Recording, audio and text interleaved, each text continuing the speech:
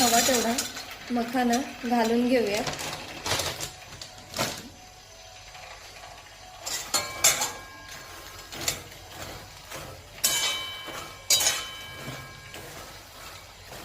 आणि हे स्लो गॅसवरती भाजून घ्यायचं आहे, एकदम मंद आचेवरती.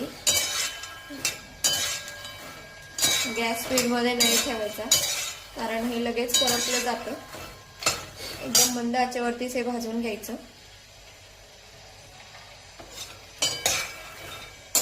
आणि हे मखाना भाजताना ते फुटायला लागले की मग समजायचं मखाना झाले कुरकुरीत. मखाना आहे तो उपवासाला सुद्धा चालतो.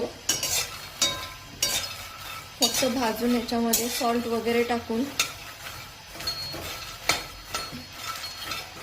तर आपला मखाना झालेला आहे कुरकुरीत, एकदम मस्त असा भाजलेला आहे. तर आता तो काढून घेऊयात.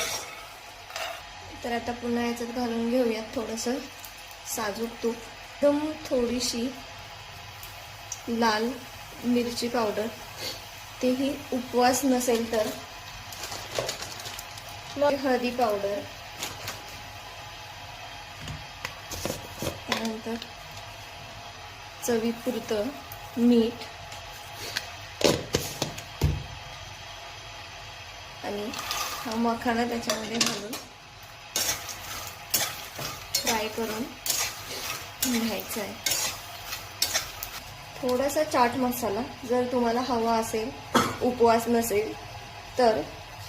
आणि बस मग तयार आहे आपला खुसखुशीत आणि चमचमीत मखाना.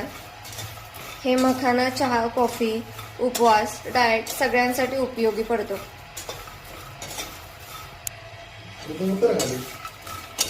जर हा व्हिडिओ तुम्हाला आवडला असेल तर लाईक करा, चॅनलला सबस्क्राईब करा आणि कमेंटमध्ये नक्की सांगा तुम्हाला मखाना कसा वाटला आणि ही रेसिपी नक्की ट्राय करून बघा. Thank you so much.